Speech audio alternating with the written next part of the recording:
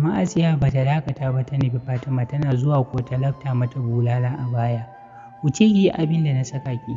Wani malalacin kallon Fatima ta tsare Mama Asiya da shi. Dan bulalar da aka mata sai ka rantse ba jikin mutum aka daka ba, domin ko motsawa ba ta yi ba. Mama Asiya ta ƙara buga mata bulala tana nuna mata hanya da hannu. Ki wuce ki yi abin da na saka ki na ce ko? Za ta ƙara mata bulala. Fatima ta riƙe bulala haɗe da cewa bulala 20 ya ishe ki, don wannan jikin naki ba lallai ya ɗauki bulala 30 ba. Tunanin Mama Asiya ta shiga yi da nazari akan maganar ta Fatima, domin ita bata gane nufin Fatima ba. Tana tsakatar da tunani ta ji Fatima ta fisge bulalar da ke hannunta ta zura mata. Wai Fatima, ni kika daka? Ai kafin ta rike baki ta ƙara jin sauka wata bulala. Hakan yasa ta nufi Fatima da nufin ta ƙwace bulala, da gudu ta shige ta. Hakan yasa Fatima ta yi saurin gocewa kuma ta sawa Mama Asiya ƙafa. Rigijim kake ji ta faɗi ƙasa. Su Zuwaira in banda dariya ba abin da suke yi, sai dai kuma daga Fatima ta harare su sai kowace ta matse bakinta ta yi shiru. Fatima kan Mama Asiya ta je tana ta lafta mata bulala tana ƙirgewa. 3, 4, 5, 6. Mama Asiya na tashi ta ƙara nufar Fatima a fusace, tana zuwa kusa da Fatima ta ƙara sa mata ƙafa ta hangiza ta baya. Tangal-tangal ta tafi kamar za ta faɗa a kan ɗan benci na kofi da ake tsakar ɗakin. Da yake tsakar falon. Ganin in ta faɗa kan shi ya gama aiki da ke na gilas ne, da sauri Fatima ta riƙe hannunta ta miƙe tsaye. Ko da ta ga ta miƙe sai ta ci gaba da dukanta. Wannan karan kan Mama Asiya gudun tsira ta hauyi tana zagaya falon tana neman ɗauki. Fatima na binta tana zanarta. Duk wacce Mama Asiya ta nufa Hauwa ko Zuwaira sai su arce a guje. Sai da Fatima ta yi mata bulala 20 cik tukun ta zauna a kan kujera ta sa Mama Asiya ta yi nigidawa a gabanta. Ɗage kai ta yi gefe ta fara wa Mama Asiya magana kamar yadda ta yi mata ɗazu. Cikin gadara Fatima ta ce, maza ki je ki ɗauko kayan mofin ki zo ki tattara shinkafan nan da kika zubar, ki wanke wajen. Ki wanke miyan nan da kika zubar, sannan in kin gama ki ɗauko tsumma ki zo ki matse wannan kafet ɗin da kika zubar da ruwa a kai. Jikin Asiya har rawa yake ta ce to an gama, ranki shi daɗe. Zuwaira da Hauwa suna jin haka suka nufi hanya za su tsere. Kan Fatima a ƙasa ba tare da ta ɗago ta kalle su ba ta ce, ku munafukai, na ba ku damar tafiya ne? Duk suka tsaya suna kallon juna. Fatima ta ce, ku dawo ku taya ta wannan aikin. Bari in je in siyo halawa, kuma sauran in zo in ga wata ba ta yi abin da na saka ta ba. Wallahi da daki ma sai ya tausaya mata. Fatima na faɗa haka ta miƙe har ta nufi ƙofa kuma ta juyo ta ce, ashe fa ba ni da kuɗi a wajena. Kallon su ta yi ɗaya bayan ɗaya, su ma ita suka ƙwalala wa ido kamar wasu mujiyoyi. Ta ce, mai naira 100 ta bani. Mai naira 100 ta bani, duk kun ƙwalalo min idanu, to tubarkalla ku ci kanku. Da jan haka suka shiga raba idanu suna kallon juna. Kai da ku fa nake. Wannan muguwar tsawa da ta daka musu wanda ya sa duk sai da suka rufe kunnuwansu. Da jan haka har rige-rige suke yi wajen ɗauko mata kuɗi a ɗaki. Zuwaira ce ta fara kawo mata kuɗi, hannu na karkarwa ta miƙa mata. Sai ka ce wacce take rawar sanyi, ta miƙa mata haɗe da cewa gashi naira 500 ne babu canji. Wata muguwa harara Fatima ta bi ta da shi tukun ta karɓi kuɗin fu ta wuce. Daidai lokacin Mama Asiya da Hauwa suka fito daga nasu ɗakunan, kowanne riƙe da kuɗi a hannu. Zuwaira ta juya ta ce, kukan kuɗinku sun huta, ta tafi ai. Mama Asiya ta yi ajiyar zuciya haɗe da kallon su gaba ɗaya, haɗe da cewa shin me kuka fahimta game da lamarin nan na Fatima? Kamar haɗin baki su Hauwa suka ce, aljanar ce ta shige ta mana, babu wani abu ai. Mama Asiya ta ce, haba ni ma dai na yi tunanin haka. Jiyan da yarinya ta juye lokaci guda ta zama abin tsoro. Ai kuwa sai mun yi taka tsantsan, domin wallahi wannan yarinya za ta iya sabauta mutum. Ni Zuwaira yau na ga tashin hankali, gaskiya dole mu ɗauki mataki akan yarinyar nan. Hauwa ce ta ce, kun ga wallahi ware mi abin da ta ce mi kafin ta zo ta fatattake mu. Mama Asiya kujera ta je ta samu ta zauna, daga nan haka ita ma Zuwaira ta je ta zauna akan kujera. Hauwa ta yi musu wani irin kallo a gantsara ta ce, shin me kuke nufi ne? Ko kuna nufin ba za ku yi aikin da ta ce a yi ba? su mama Asiya kallo kawai suke binta da shi. Cap, in kuwa haka ne wallahi ni ma ba zan yi ba, gwara in aljanar ta dawo ta yi mana koma miye a tare. Hauwa ta faɗa haka ta nufi waje ita ma ta samu waje ta yi zamanta tunda su ma sun zauna. Lallai ka. Mama Asiya na ganin Hauwa ta zauna ta ce, haba Hauwa, wai ke kan alatanki ba za mu yi aikin ba ne? Haba mu mun isa, waye isa ya iya yin aikin aljana ta zo ta karya shi. Kin ga dama ni jira nake ki ɗauko kayan aikin ne fa. Yauwa ni ma abin da na gani kenan a cewar Zuwaira. Hauwa ta ce to ai da na ɗauka a nufin ku ba za ku yi aikin ba ne. Ita ta yi ta kwaso musu kayan mofin har da tsintsiya da abin kwashe shara. To ku tashi gashi na ɗauko kayan aikin. Miƙa mama Asiya ta yi, wayyo Allah wallahi ni kan din na gaji. Please ki ɗan fara aikin kafin in taso. Zuwaira ta ce ashe ba ni kaɗai na gaji ba. Kin ji kuwa ƙuguna kamar zai karye. Cikin hantara mama Asiya ta ce dallahi mun shiru muguwa kawai. Ai ban taɓa sanin ku mugaye ba ne azzalumai 'yan baƙin ciki sai yau. Kallo suka tsare ta da shi yayin da ita kuma ta ci gaba da magana. In ba zalunci ba kun san cewa yarinyar nan Fatima ba lafiya lau take ba. Kuna ganin zan yi mata ba daidai ba amma kuka ƙi dakatar da ni. Tun kafin ta ƙarasa magana Zuwaira ta karɓe da cewa wannan kuma Hauwa za ki cewa muguwa domin tun farko ta san cewa aljanu sun shiga jikin Fatima amma ta ƙi faɗi wa mutane. Yan dariya Hauwa ta yaɗa da cewa daga baya kenan. Ku tashi mu yi aikin nan tun wuri wallahi. Ganin ba su da alamar tashi ita ma Hauwan ta samu waje ta zauna. Haɗe da cewa wallahi ba zan yi sharan nan ni kaɗai ba, gwara in ta zo in ma kashewa ne ta kashe mu a tare. Zuwaira ta ce kanki ake ji. Hauwa kuwa ita ma ta samu waje ta zauna. Zaune suke kowa da tsoro a zuciyarsa amma cikinsu ba mai so a gane cewa yana jin tsoron. Ƙarar buɗe ƙofa suka ji ai kafin ka ce kwabo tuni kowace daga cikinsu ta tashi da sauri ta ɗauki abu ta fara aiki. Su Asuman ne suka shigo gidan, su mama Asiya suna ganin su ne kowace ta yadda abin da yake hannunta ta koma ta zauna. Sautin tsaki kawai kake ji yana tashi. Suna sama kuwa mamaki ne ya cika su daga shigowarsu sun ji an tare su da tsaki har sun nufi ɗakin su Zuwaira ta kira su. Kai ku yi sauri ku cire yunifom ɗin Islamiyyar nan ku zo ku share wajen nan. To suka ce ciki suka wuce suna gunguni. Bayan sun fito ne suka kama aiki fuskar su ba mai annuri kamar ta shanu sai gunguni suke yi. Wai daga dawowar mutum daga makaranta ko hutawa bai ba a saka shi wani shara. Shigowar Fatima ne ya hana Asma ƙarasa maganar zucin da take yi. Lolufan ne a bakin Fatima tana tsotsa ga wani biskit a hannunta. Su mama Asiya gaba ɗaya sun tsorace don Zuwaira har 'yar karkarwa take yi. Nasima ta ce wannan yarinya kuma uwarwa ta bata kuɗi har ta sai wannan ƙaton biskit ɗin. Uwarki ce ta bata a cewar Zuwaira. Shiru ta yi tana kallon uwar tata duk ta lura da yanayin uwar tata a tsorace take. Asma ta ce ke Fatima zo nan don ubanki ki share wajen nan ki goge shi ƙal. Da sauri mama Asiya ta ce sai dai ni uwarki in tashi in share. Da faɗa haka su Asma suka fara tunanin akwai lauje cikin naɗi. Fatima da ke bin su Zuwaira ɗaya bayan ɗaya daga harara sai yanzu ta yi magana ta ce wa su Asiya ku tashi ku tafi abunku. Har rige-rige suke wajen tafiya. Zuwaira har ta kusan zuwa matakala ta jiyo haɗe da cewa Fatima canji na fa. Cikin gadara Fatima ta ce na ba wa almajirai sadaka ko da magana ne. Zuwaira ta ce a'a ta wuce sama. Da sauri Fatima ta rufe idonta kamar mai gyangyaɗi. Cikin tsawa Asma ta yi magana ke Fatima in kika yadda na ƙaraso wajen nan wallahi sai ki raina kanki.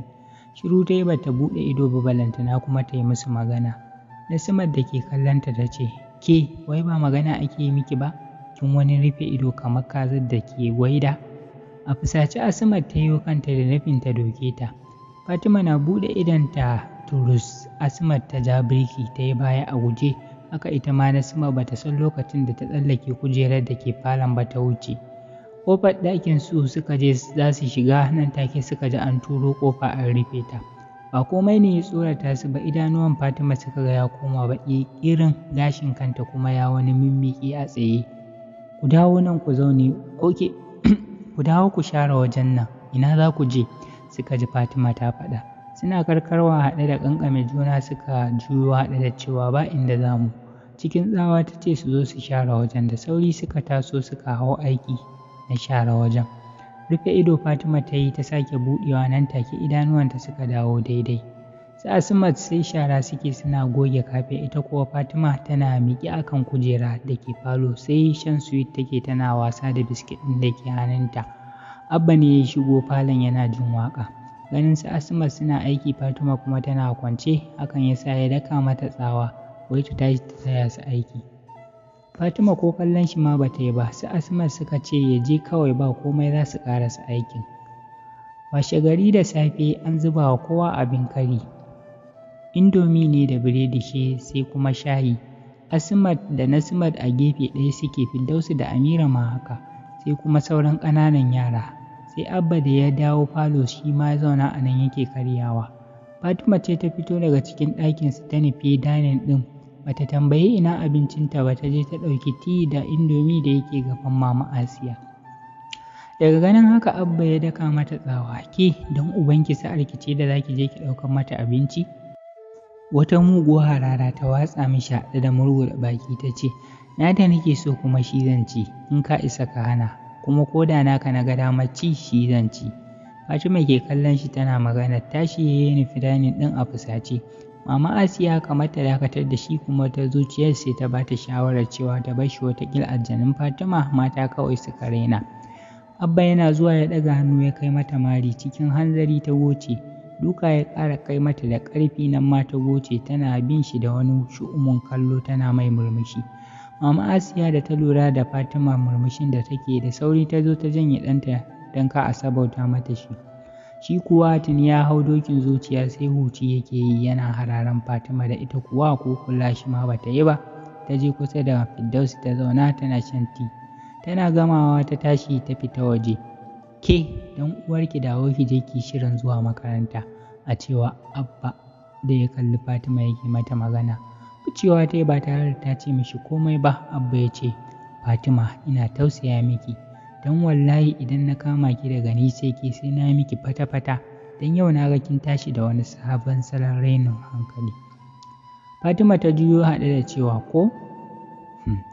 Kofin shayin da ke hannun shi ya wulla mata. Abin da ya bashi mamaki kuma sai ya ga kofin ya yi kwana ya nufi wani wajen daban. Bayan ya gama shan shayin ya tashi ya nufi ɗakin shi domin ya je ya huta. Yana shiga kafin ya rufe ƙofar ma ta rufe kanta da ƙarfi.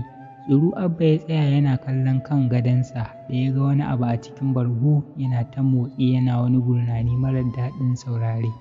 A hankali Abba ya nufi wajen, hannun shi har karkarwa yake.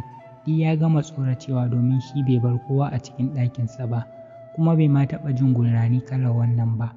Zuciyoyi suka shiga ba shi shawara, wata zuciya na cewa ya buɗe ya ga meye a ciki, wata kuma na cewa ya fita ya gaya wa su Mama Asiya.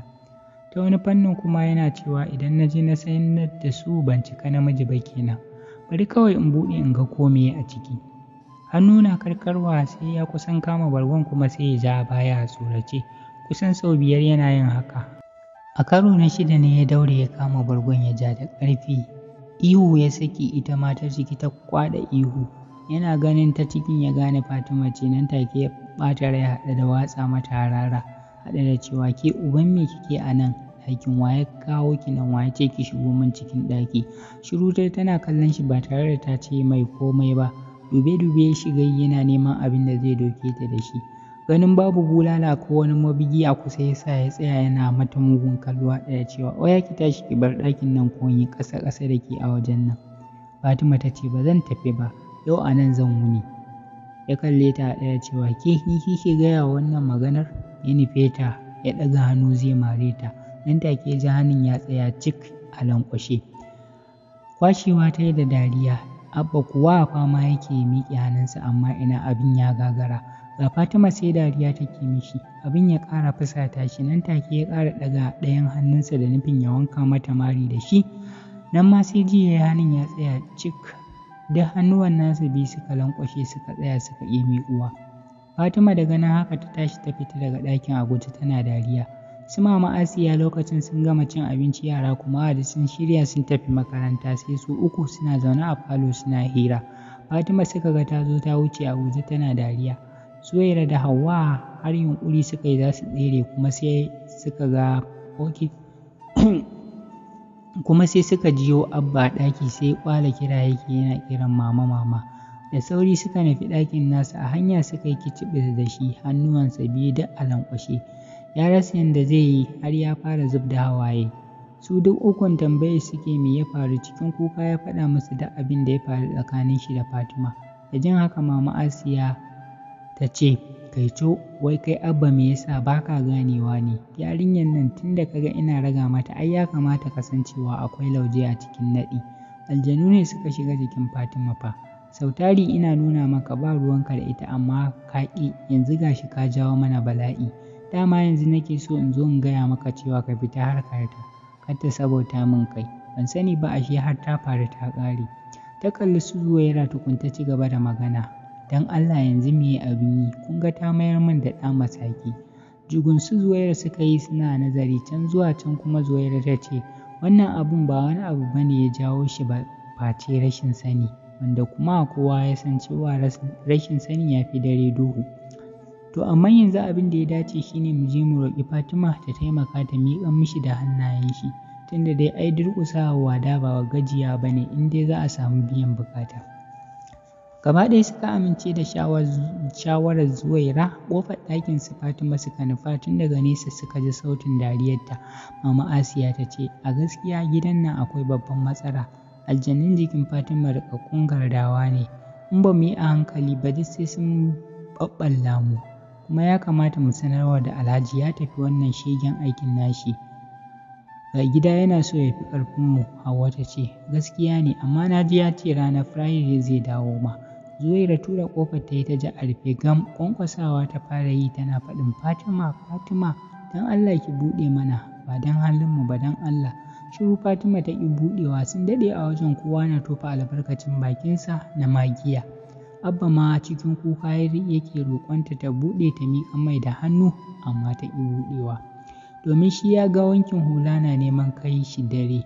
Fatima ta buɗe ƙofar cikin yunifom ɗinta na Islamiyya, ranta a ɓace ta ce, ku gafara in wuce ko in hangiza ku baya gaba ɗayanku, kuma ko mutum ya karye babu ruwana. ta maƙe kafaɗa alamar ko oho. Mama Asiya da Abba lokaci ɗaya suka zube a kan gwiwoyinsu suna magiya wa Fatima. Fatima ta kwashe da dariya. Wai yau su Mama Asiya ce suka durƙusa gabanta suna ba ta haƙuri. Sai da Fatima ta yi dariya mai isar ta cike da iko ta kalli Asiya ta ce, in kina so in miƙar mai da hannunsa sai kin yi tsallen kwaɗo. Tsoro suka zaro ido gaba ɗayansa. Hauwa da Zuwaira kamar su kwashe da dariya. Zuwaira da son gulma ta yi wa Hauwa raɗa a kunne ta ce, yau za mu ga tsallen kwaɗo a gun Mama Asiya. Tuɓur-tuɓur kenan. Wata muguwar dariya ce ta zo wa Hauwa, da ƙyar ta iya samu ta gimtse bakinta. Asiya ta yi misisi da ido ta maraice ta ce, haba Fatima, ki yi haƙuri mana, ni yanzu ina zan iya tsallen kwaɗo kuma. Fatima ta yi hanyar waje haɗe da cewa ba ki so hannun ɗanki ya miƙe kenan. Da sauri Asiya ta miƙe ta shiga gaban Fatima tana faɗin, yi haƙuri don Allah kar ki tafi ki ba Abba a cikin wannan yanayi. Fatima ta ce, to yi maza ina jiran ki fara. Mama Asiya ta tsugunna. Juyawa ta yi ta kalli su Zuwaira, dariya suke so su yi sosai amma ta juya ta kalli su Zuwaira, dariya suke mata sosai ciki amma yanda Fatima ba za ta ji ba. Tsalle Mama Asiya ta yi yunƙurin yi amma ko rabuwa da ƙasa ƙafafuwanta ba su yi ba saboda nauyin da jikinta yake da shi. Fatima ta ƙirƙire da dariya haɗe da cewa malama ki yi sauri ki yi. Sai da Fatima ta yi dariya mai isar ta cikin isa da iko ta kalli Asiya ta ce, in kina so in miƙar miki hannun ɗanki sai kin yi tsallen kwaɗo. Tsoro suka zazzaro ido gaba ɗayansu. Hauwa da Zuwaira kamar su kwashe da dariya bayan sun ji Fatima ta ce sai Mama Asiya ta yi tsallen kwaɗo. Zuwaira da son gulma ta wa Hauwa raɗa a kunne, yau za mu ga tsallen kwaɗo a gun Asiya, tuɓur-tuɓur kenan. Wata muguwar dariya ce ta zo wa Hauwa, da ƙyar ta iya samu ta matse bakinta. Asiya ta yi misisi da ido ta maraice, haba Fatima, ki yi haƙuri mana, ni yanzu ina zan iya tsallen kwaɗo. Fatima ta yi hanyar waje haɗe da cewa, ba kya so hannun ɗanki ya miƙe ashe. Da sauri Asiya ta miƙe ta shiga gaban Fatima tana faɗin, "Ya haƙuri don Allah kar ki tafi ki bar abbana a cikin wannan yanayi." Fatima ta ce, "To, maza ina jiran ki fara." Mama Asiya ta tsugunna, juyawa ta yi ta kalli su Zuwaira, dariya suke so su yi sosai amma juyawa ta yi ta kalli su Zuwaira, dariya suke mata sosai amma ciki-ciki ba yanda Fatima za ta ji ba. Tsalle Mama Asiya ta so ta yi amma ko rabuwa da ƙasa ta kasa yi saboda nauyin da jikinta yake da shi. Fatima ta kwashe da dariya haɗe da cewa, "Malama ki yi sauri kin ga dai makaranta nake so na tafi na kusa makara." Mama Asiya ta ce, To, bari in ƙoƙarta." Tsalle Mama Asiya ta ƙara yi a karo na biyu, aka yi rashin sa'a kuwa ƙafarta ba ta zo a daidai ba, sai ji kake rigijib ta faɗi ƙasa. Fatima ta tuntsire da dariya, haka su masu Zuwaira, sai da Fatima ta yi dariya har tana riƙe ciki. Ta ce, "Kin faɗi jarabawa amma tun da dai kin sa ni dariya, Abba miƙe hannunka na dama." Tana faɗar haka ta juya ta wuce, kamar wasa Abba yana miƙe hannun shi kuwa na dama, nan take ga hannun nasa ya miƙe lafiya lau, kamar dai bai taɓa lanƙwashewa ba. Ya yi murna sosai, sai dai kuma hannun shi na hagu har yanzu a lanƙwashe yake. Tun daga tsakar gida Fatima ke ƙwalawa mai gadi kira wai ya zo ya buɗe mata ƙofa. Da sauri ya fito yana ganin Fatima ce ya yi tsaki, "Wai ki wannan yarinya yaushe kika koma haka ne? Ina tarbiyyar ki take? Wato na ga kwana biyun nan tashin rashin kunya kike yi." Ga tsine da harara kawai take bin shi da shi. Haushi abin ya bashi ya nufo ta zai dake ta. "Wallahi kana duka na ka yi ta aikinka. Sanin kanka ne Alhaji baya son abin da zai taɓa ni, kuma ranar Friday ɗin nan zai dawo." Fatima ta faɗi haka. Yana ji ta faɗi haka sai jikinsa ya yi sanyi. Tsaki ya ja ya je buɗe mata ƙofa. "Zo ki wuce jarababba kawai, ke ma dai su Asma sun koya miki wannan masifar ashe."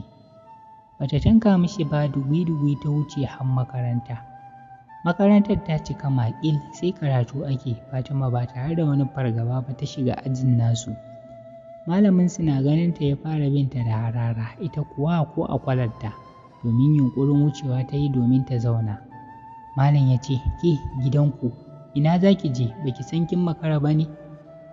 Fatima ta ce, "Malam a yi haƙuri, wallahi na tsaya yin wani abu ne." Malam ya ce, "Ƙaniyar ki zo nan." Ba gardama ta je, tana zuwa kuwa ya fara zabga mata bulala. Sai da ya mata bulala 3 ya ce, "Oya, maza ki wuce ki nemi waje ki zauna." Sai ta yi a wajen ta kafe shi da ido tana hararsa. Tsawa ya ƙara daka mata amma ta ƙi tafiya, hakan ya sa ya ƙara juyawa ya ci gaba da dukanta. Abin ya yi matuƙar tsorata malam, yanda ya san Fatima da shegen tsoro. Bulala ɗaya yake mata ko 2 ya ga ta fashe da kuka. Yau kuwa sai gashi yana ta dukanta amma ta kafe shi da ido tana ta harara ko ƙwalla ba a idonta. Sai da ya gaji da dukanta don kanshi ya batta ya ce, "Idan kin ga dama ki je ki zauna, idan kuma kin ga dama ki kwana a nan." Da faɗar haka Fatima ta wuce ta zauna. Abin ya ɗaure wa malam kai, a zuciya yake saƙa, anya kuwa wannan Fatima ce? Basarwa ya ci gaba da darasi yana cewa, "Yara, yau za mu ga mai tsantsar hazaƙa daga cikinku. Idan ba ku manta ba kwanaki mun yi bayanin taimama a cikin littafin Ahadari, sannan kuma mun kwana 2 muna yi, wanda sai da na tabbatar kun haddace tukun na daina biya muku. Don haka yanzu ina buƙatar ɗalibin da zai tashi ya maimaita mana, kuma zan ba wa duk wanda ya karanta min daidai kyauta." Yara 2 ne suka tashi, ɗaya mace ɗaya namiji, sai dai duk wanda ya fara karanto karatun sai ya kakare. Fatima ce ta miƙe haɗe da cewa, "Ni zan karanta kuma ba na buƙatar kyautar komai." Malam kallo kawai ya bi ta da shi, nan take ta fara biyawa kamar haka. Tafiyar da ba ta saɓan Allah ba, da marar lafiya wanda ya ji ciwo ko kuma dai mutum da yake jin matsanancin sanyi yana iya yin taimama. Sallar farilla ko sallar nafila, mazaunin gida lafiyayye yana iya yin taimama don gudun fitar lokacin sallah. Farillan taimama su ne kamar haka: niyya da bigiri, waje kenan mai tsarki. da shafar fuska da shafa hannuwa zuwa dantse da kuma bugun ƙasa na farko da gaggautawa da shigar lokaci da sadar da taimama zuwa sallah. Bigiri wajen da ya halatta a yi taimama da shi shine turɓaya, tubali da dutse da ƙanƙara da waje mai danshi da kuma makamantansu. Taimama ba ta halitta a kan siminti ko abin dafawa ko a kan tabarma da itace da ciyayi kuma. An yi rangwame ga marar lafiya ya shafi bango in dai bai samu wanda zai samo masa ƙasa ba. Sunnonin taimama su ne kamar haka: sabunta bugun bigiri wajen shafar hannuwansa da shafar abin da ke tsakanin ko'i biyu da dantsensa da jerantawa. Mustahabban taimama su ne yin bismillah yayin gabatar da zahirin zura'i, tsintsiyar hannu a bisa baɗininsa, farkonsa a bisa majinkircinsa. Abubuwan da ke warware taimama sun yi daidai da abubuwan da ke warware alwala. Ba a yin sallar nafila biyu da taimama ɗaya. Wanda ya yi taimama domin yin sallar farilla ya halitta a gare shi yin farilla bayan ya gama. Ya halitta ku taɓa Alƙur'ani, yin ɗawafi da tilawa da sadar da ita kafin fitar lokaci. Ya halitta a yi duk abin da aka ambata da taimama. Wanda ya yi taimama ya yi sallar isha'i zai iya yin sallar shafa'i da wuturi ba tare da ya jinkirta ta ba. Wanda ya yi taimama yana da janaba babu makawa sai ya yi niyyarta. Tana kaiwa nan a jawabin nata ta koma ta zauna abinta. Malam kuwa tunda ta fara kallon ta kawai yake yana kaɗa kai da alamun mamaki. Bai san lokacin da bakinsa ya furta at-takbir ba. Yara kuwa suka kwasa da cewa Allahu akbar. Har aka tashi daga makaranta, malam na mamakin Fatima yau gaba ɗaya ta canza. Fatima tun da aka tashi daga makaranta ta tafi gidan Rafi'at. Rafi'a kuwa da ke ta san halin Safaratu sai da ta yi tunanin ko ita ce ta yi siffar Fatima. Nan suka ta hira da Fatima. Fatima na taya ta wasu aikin gidan. Bayan la'asar Fatima ta koma gida, yau ma kamar yadda ta saba, mai gadi haka ta buga mai gate ɗin da ƙarfi. Wannan karan yana buɗewa ta bangaje shi ya faɗi ƙasa gefe ta wuce abinta. Asmat, Nasmat, Amira da Firdausi da ke gefe tana karanta Nobel a Facebook su ne a falon. Suna kallon NTV tashar wata tashar rawa kenan. Fatima na shigowa ta nemi remote ta rasa, kawai sai ta zare socket ɗin TV ɗin. Asmat na ganin haka ta yi kanta a masifance domin ta zare musu TV. Ke Fatima, ba na son iskanci da tambaɗa. Mayar mana da soket ɗin nan ko in lakaɗa miki duka yanzu nan wallahi. Fatima ta ce ba za a mayar ɗin ba. Asmat da ta ga Fatima ba ta da alamun mayar da soket ɗin ta nufe ta a fusace. Kafin ta ƙarasa wajen ta ji ana cewa kai. Rufa mana asiri in ba so kike mu shiga uku a gidan nan ba. Hauwa ce ta faɗa haka a lokacin da ta fito daga cikin kicin. Asmat dakatawa ta yi tana kallon Hauwa. Fatima ta ce, duk wanda ya kunna TV ɗin nan yau ni da shi ne a cikin gidan nan. Da faɗar haka ta juya ta wuce ɗakinsu. Asmat ta ce, me ke faruwa an ta Hauwa? Hauwa ta ce, wato ku da abin da ake ma ba ku sani ba ko? Ba ku san me yake faruwa a cikin gidan nan ba kenan. Ai tun jiya aljanu sun shiga jikin Fatima, su suke saka ta tana yin duk wani iskanci da take yi. Kuma ga su da shegen ƙarfi aljanun jikin nata. Kai ɗazuma Abba da ya je dukanta wallahi hannun shi tsayawa ya yi a lankwashe.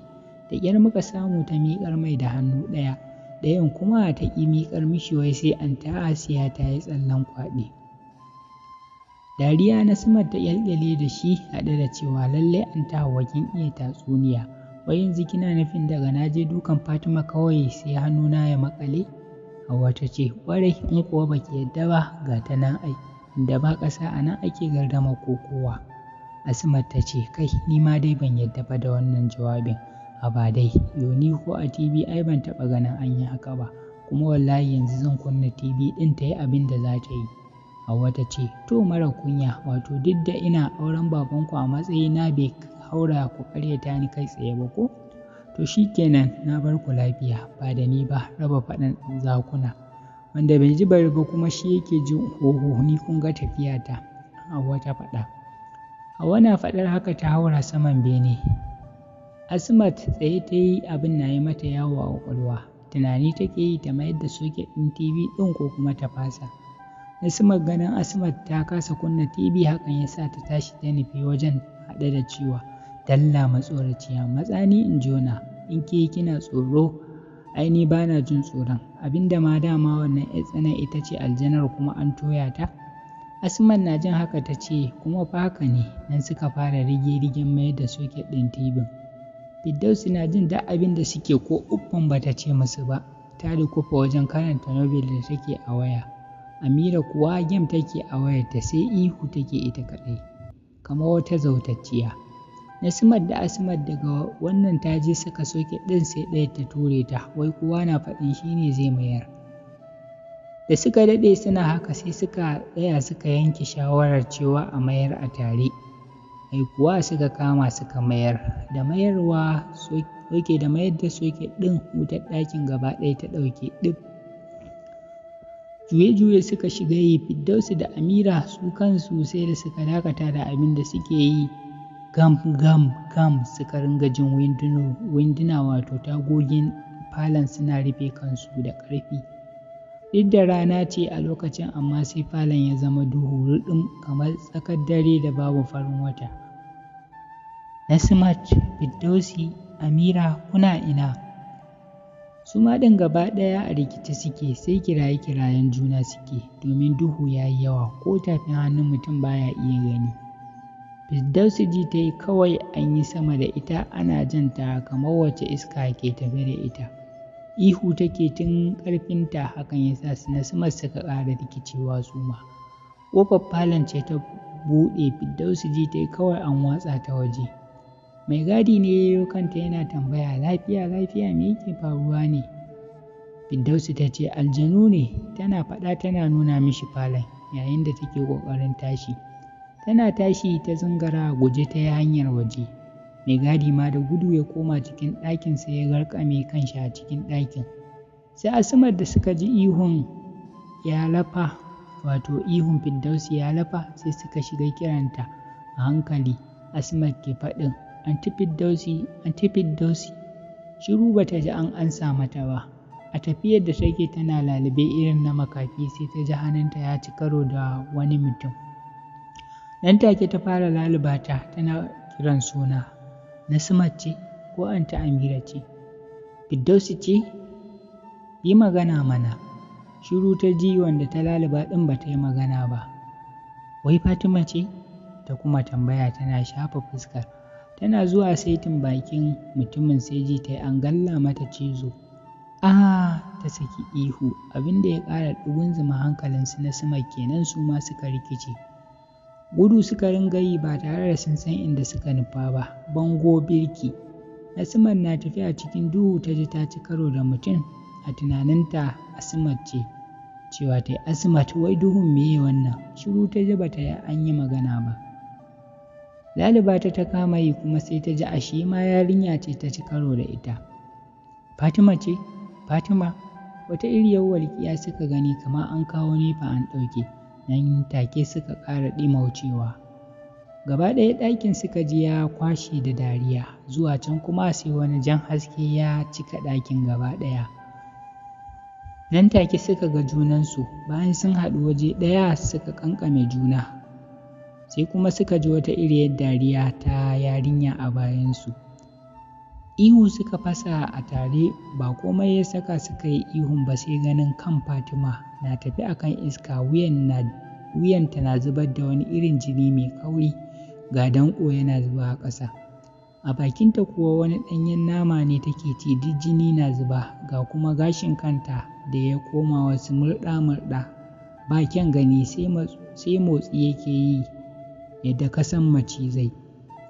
Al'amarin duk wanda ya ga abin dole ne ya tsure, in ba a ci sa'a ba ma mutum yana iya suma. Wannan kan na Fatima mai shegen abin tsoro shine ya nufi su Asmat. Su kuwa kamar wanda aka riƙewa ƙafafu suka kasa guduwa.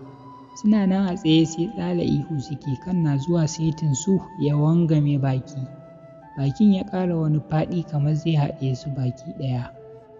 su duka suka ringa zubewa ƙasa somammu. Kafin ƙifta ido falon ya dawo yanda yake. Duka abubuwan tsoron suka ɓace har da kan Fatima. Su Mama Asiya duk ihun da su Asma suke yi baya zuwa wajensu, hakan ya sa ma ba su ji ba. Zuwaira ce ta sauko ƙasa domin ɗaukar wani abu, tana ganin su Asma a shimfiɗe a ƙasa ta ruɗe nan take ta fara ƙwallawa su Mama Asiya kira. Su ma da gudu suka sauko ƙasan benen suna tambayar me aka yi. Zuwaira ta nuna musu su Asmat da yatsa. Ai da sauri Hauwa ta ɗauko ruwa mai sanyi aka fara yayyafa wa su Asmat ɗin. Duk wacce ta farfaɗo a cikinsu sai ta kankame ta kusa da ita a firgice suna sambatu suna ambatan sunan Fatima a tsorace. Mama Asiya da ta ruɗe take tambayar me aka yi. Hauwa ta ce, ni dai ɗazu na bar su a nan lokacin da Asma za ta raki Fatima shine na dakatar da ita. Na faɗa musu cewa Fatima na da aljanu shine har suke ƙaryata ni. Sannan kuma Fatima ta zara soket na TV wanda ta ce duk wanda ya mayar sai ta yi maganinsa. A wata kalli gurin soket ɗin ta ga an mayar da soket ɗin ta ce soket ɗin suka mayar ai yanzu gashi sun jawo kansu. Mama Asiya cikin masifa ta fara magana. To wallahi ba zai yi ba, dole a ɗauki mataki wallahi ko in bar gidan nan a yau. A baya zan tsaya ina kallon aljanun Fatima suna neman su kashe mana yara. Bari in kira Alhajin shi ma dai ya je ya yi zamansa a garin mutane kamar a can aka yanke masa cibiya. Da sauri ta koma ɗaki ta ɗauko wayarta ta kira Alhaji ko gaisawa ba su yi ba ta fara bin shi da masifa take gaya mishi da abin da ke faruwa. Alhaji kuwa wofintar da zancen yake cewa wato Asiya kuma ta nan za ki ɓullowa marainiya Allah ko? Ashe har yanzu wannan zalunci da kike wa Fatima ba ki daina ba. In ban da ƙarya da shari'a za ki ce wai Fatima ta addabi gida kaza da kaza. Mama Asiya cikin masifa ta ƙara ƙaimi. Abin da za ka ce ma kenan ko? To wallahi in haka ne zan tattara yara na in tafi gida da su. Haba ina dalili. Yasin ba zan yadda aljanu su kashe min yara ba. Yanzu haka ga Asman nan rai a hannun Allah, aljanu sun daddake su duk sun ji musu ciwo a jiki sun suma. Daga can Alhaji ya yi magana da alamun shi ma ya fusata ya ce, to na ji za ki iya tafiya amma kar ki sake ki fitar min da yaro ko ɗaya daga gidan nan. Ke idan ban isa in yi iko da ke ba ai ina da iko da yarana. Kuma insha Allah wannan juma'ar zan dawo sauran in zo in tarar da abin da ba daidai ba. Ko in ji Fatima ta ce an zalunce ta. Wallahi da sai na ɗauka ƙwarin mataki a kanku wanda ba zai muku daɗi ba. Ina faɗar haka ya kashe wayarsa. Tsaki Mama Asiya ta ja. Wato kai kana can ka bar mu da aljannu na neman su sabota mu ko? Haka dai gidan ya wuni cikin ɗarɗar. Fatima kam ta zama abin tsoro. Don in ta zo waje gaba ɗaya sai su yi tsit da daddare da ƙyar suka yadda suka kwanta a ɗaki ɗaya da su Fatima. Wajen ƙarfe 11 na dare Fatima ta tashi ta tafi saman bene. Mama Asiya tana bacci ta ji ana tashinta. Tana farkawa kuwa ta ga Fatima. Fatima me aka yi? Me aka yi ne me ya faru kika zo kike tayar da ni a tsakar daren nan? In ji Mama Asiya. Tana magana a cikin tsoro. Murya na fitowa biyu Fatima ta ce, a nan nake so zan kwana don haka ki tashi ki koma falo ki kwanta. Mama Asiya na karkarwa ta tashi ta yayimi bargo ta fita a ɗakin. Tun kafin ta ƙarasa saukowa daga kan matakala ta fara hango mutum a zaune a falo akan kujera. Da alamu mace ce a cikin baƙaƙen kaya ta juya baya. Mama Asiya tana karkarwa ta tashi ta yayimi bargo ta fita daga ɗakin. Tun kafin ta sauko daga kan matakalar bene ta hangi mutum a zaune a falo. Mace ce cikin baƙaƙen kaya ta juya mata baya. Cikin muryar tsoro Mama Asiya ke magana. Wace ce? Waye a nan a zaune? Shiru ta ji bata ji an bata ansa ba. Ƙara matsawa ta yi tsoro na daɗa ƙaruwa a zuciyarta. Sai ta tambaya take yi amma an yi mata shiru an ƙi magana. Nan take ta tsaya tana saƙe-saƙe a zuciyarta ta juya ne ko kuma ta ƙarasa. Zuciyarta ce ta ba ta shawarar cewa ta je wajen kawai domin idanuwanta su gane mata kowaye a zaune a wajen. Domin gwara nan da ta koma wajen Fatima. Cikin ƙwarin gwiwa ta nufi wajen matar. Ta ɗan kauda tsoronta haɗe da cewa waye ta ƙara tambaya. Firgigit matar ta juyo, ai kuwa tana juyawa sai ta ga ashe Hauwa ce. Da alamu gyangyaɗi take a zaunen da take.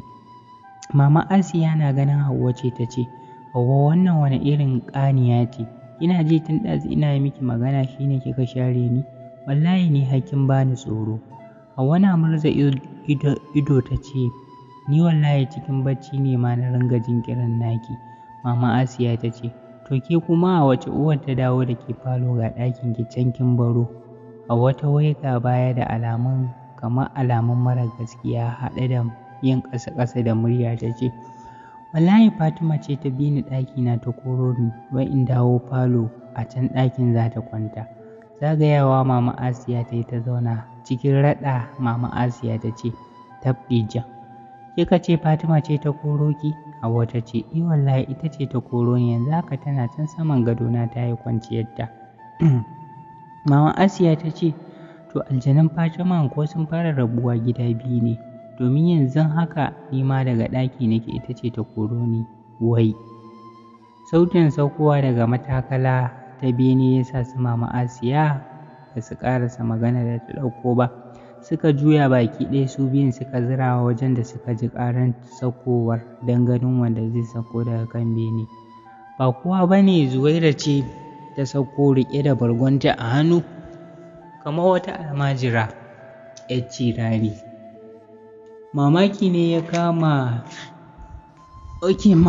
ya kama ta ganin su Mama Asiya a falo. Anti Asiya me kuke yi a falo kuma? Zuwaira ta tambaya. Asiya ta ce, ke ya kamata mu tambaya me ya fito da ke daga ɗakin ki tsakar daren nan har da wani kwaso bargo. Zuwaira ta juya baya tukunta ya ƙasa da murya haɗe da cewa aljanun Fatima ne suka koro ni, wai fa dan ɗaukar alhaki ina kwance a gona sai ji ne ana tayar da ni. Bayan na buɗe ido na ga Fatima ce, kar ku so ku ji irin muryar da take magana da shi. Abun tsoro shine ta koro ni falo wai a can za ta kwana. Su Mama Asiya suka ce, ai sai ki zo ki hau layi domin mu ma da kike gani ita ce ta koro mu. Zuwaira ta ce, a gaskiya ya kamata mu ɗauki mataki, haba aljanu ma ai suna da magani. Asiya ta ce, rage murya kar su je ki, don wallahi yanzu za ki ji an gaura miki mari. Da sauri Zuwaira ta matse bakinta da hannaye biyu. Bayan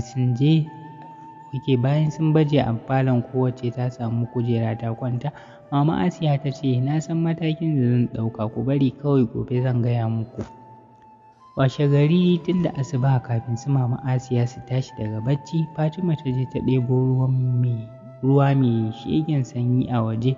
Nan ta zo ta fara kwara musu. Gaba ɗayansu a firgice suke tashi. Suna tashi suka ganta a zaune a kan kujera, tana yi musu dariyar mugunta. Daga bisani ta ɓata rai haɗe da cewa maza ku tashi a je a yi sallah sannan a zo a shiga kicin a haɗa kayan karyawa. Suna rawar ɗari suka tashi kowace ta nufi ɗakinta don yin sallah. Fatima ta tashi ta shiga ɗakin su Nasimat. Ta shiga ɗakin su Nasimat, Amira da sauran yara sai bacci suke bi. Firdausu ce kaɗai ta tashi ta yi sallah, tana zaune a kan sallaya tana karatu. Da sauri Fatima ta koma ta ƙara ɗebo ruwan sanyi ta zo ta dinga watsa musu, tana tashin su daga bacci wai su je su yi sallah. Amira watsa mata ruwan da Fatima ta yi abin ya yi matuƙar ba ta haushi. A fusace ta nufi Fatima, ba ta yi wata ba ta kwasa wa Fatima mari sannan ta ɗora da faɗa. Yayin da ita kuma Fatima ta sadda kanta ƙasa. Amira ta ce, ke Fatima bar ganin ana cewa wai kina da aljanu, wallahi ni ba raga miki zan yi ba. Aljanun banza, shi kenan dai kina da aljanu sai ki ta takura wa mutane. Me za ki wani watsa wa mutane ruwan sanyi da safiyan nan kuma ana sanyi? To an ƙi a yi sallah. Firgigit Fatima ta ɗago kanta, ɗagowar da ta yi idanuwanta sun koma kamar garwashi saboda ja, har wani irin tartsatsin wuta ne yake fita daga cikin idanuwan nata, abin tsoro. Gaba ɗaya mutanen ɗakin sai da suka tsorata, su Asmat kan ƙanƙame juna suka yi haɗe da rintse idanuwansu. Firdausu kanta da take karatu abin ya firgita ta, nan take ta ƙara ƙarfin karatun nata tana tofawa a saitin Fatima. Fatima bata kula ta ba, hannu ta miƙa a saitin Abida da ke ja baya a tsorace kamar za ta yi kuka. Amina ji ta an shaƙe mata wuya an ɗaga ta sama ba tare da sun ga wanda ya ɗaga ta ba, sai da aka wulwula ta kafin aka mako ta a ƙasa. Sa'ad ta ɗaya akan katifa ta faɗo. Fatima cikin wata iriyar murya mai zaburarwa ta ce, kafin in ƙirga 10 kowa ya je ya alwala ya zo ya yi sallah. Nan take ta fara faɗin 1, 2. Ai da gudu aka ringa rige-rigen shiga ban ɗaki don yo alwala. Bayan sun yi alwala sun fito sai suka ga babu Fatima a ɗakin. Fatima ta bi ta tattaro su Mama Asiya aka zo aka shiga kicin domin haɗa abin kari. Tukun ta je ɗakin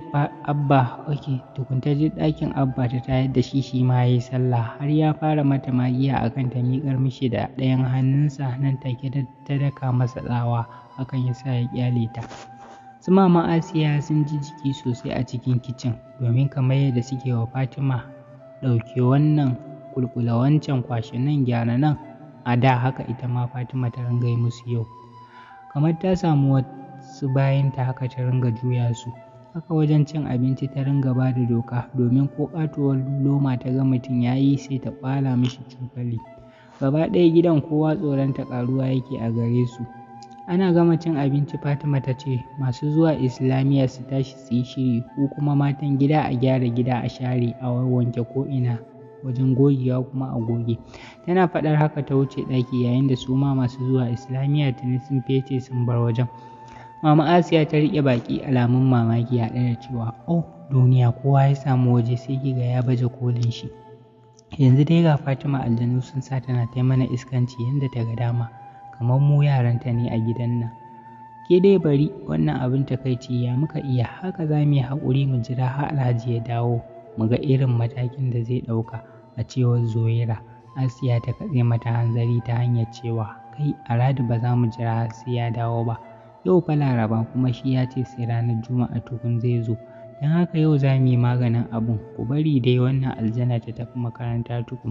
Nan take suka fara share-share suna kaude-kauden kayan da suka ci abinci.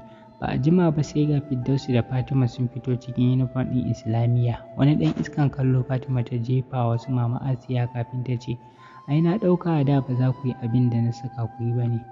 Tana faɗar haka bata jira komai ba, ta kama hannun Firdausi suka fita. Ita dai Firdausi da a tsorace take gani take kamar Fatima za ta cutar da ita. Bayan yara duk sun tafi makaranta su Mama Asiya suka shirya, Mama Asiya ta ce musu malami za su je su nemo ya zo ya musu riƙiya ya fitar da aljanun gidan. Gaba ɗaya suka amince da haka. Ga mota Alhaji amma suka fita a ƙasa, kasancewa a cikinsu babu wacce ta iya mota. Suna tafiye a ƙasa har sun kusan barin layin suka yi kicibis da wata mata da alamu 'yar unguwarsu ce.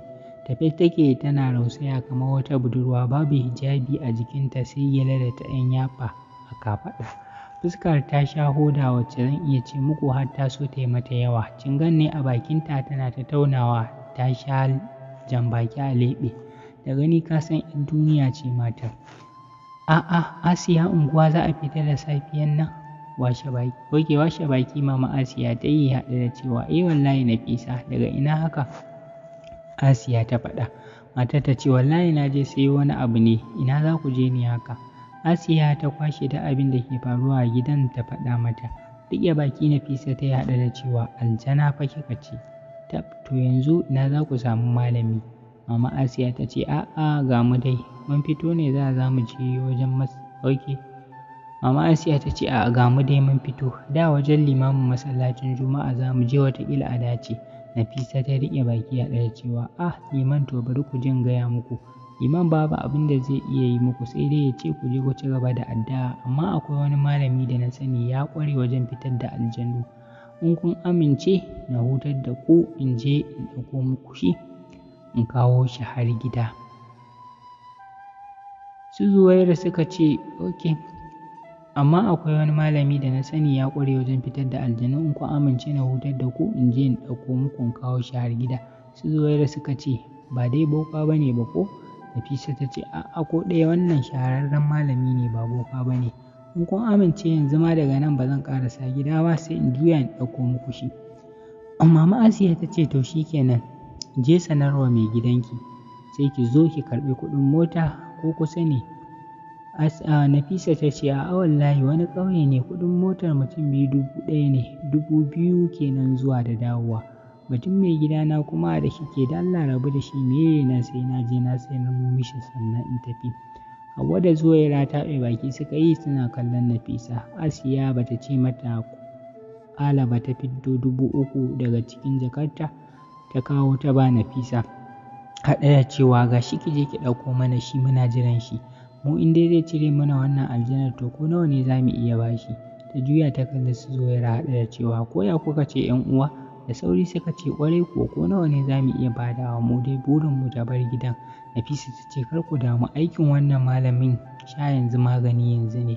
Su Asiya suka juya suka koma gida inda ita kuma Nafisa ta tsayar da Nafen ta hau ta ce a kai ta sabon layi, daga unguwarsu zuwa unguwar naira 70 ne.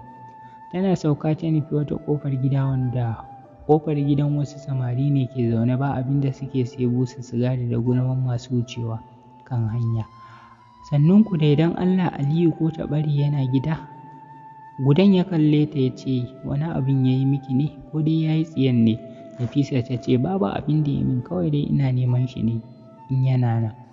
Ɗayan ya ce mata ya je sama wajen wata cuwa-cuwarsa amma yanzu za ki gansa ya dawo. Nafisa ta ce to na gode. Hakan ya sa ta koma gefe tana jiransa. Sunan da ake kiran shi kenan Aliyu ko Taɓare. Bata jima a wajen ba ta hango shi ya taho, duk da kasancewar shi dattijo ne hakan ba zai hana ka gane cewa ɗan duniya ba ne. Yana hango Nafisa ya fara wasa ta yana mata kirari da cewa kaga shegiyar uwa mai saka 'ya'yanta biyayyar dole, kaga kaskara mai jini wanda ke da ɗan kaɗan ma a bi shi a tatse, ke ba macijiya bakin fi maciji dafi. Da gani na san cewa bakinki akwai batu, dan banza ba ta kai zomo kasuwa. Kuma wallahi da kaga kura ta bar nama ka tabbata ba dan Allah ta bar shi ba. Yanzu dai meye labari? Nafisa kan kallo kawai take bin shi da shi tana murmushi, domin ita da shi kar ta san kar ne. Ɗaya baya neman ɗaya sai za a aikata wani mugun abu wanda za a ɗan firgi wani abu a ciki. Tana yar dariya ta ce shege ko Taɓare, wato ka san dai in ka ganna a gidanka ba a banza ba. Ya ce mana na san ba za ki taɓa wanke ƙafa ko ki kawo min ziyara ba. Da gani na san akwai wata harka ne. Nafisa ta ce tabbas kuwa akwai babban harka wacce in dai ka yadda za ka yi to fa za mu samu kuɗi sosai. Aliyu ya ce gaya min mana, kin san fa ni ɗan kasada ne, baki ji sunana ba ma. Ai ko meye ne zan iya yi in dai za a samu 'yan ƙarafa. Nafisa ta ce yawwa mutumina, to daman can wasu maƙotanmu ne da suke nema wai za a fitar musu da aljanu, kuma gidan masu kuɗi ne, wataƙila ma ba wani aljani, kawai firgita ne suke yi. Shi ne wai na haɗu da su a hanya za su je neman malami mai fidda aljanu. To kawai ganin za a samu wani abu shi yasa ma wannan shawarar ta zo min, na ce kawai bari na zo na same ka na kai ka a matsayin malami. Tsuru ya tsaya ya zuba mata ido yana mata kallo irin na 'yan iska.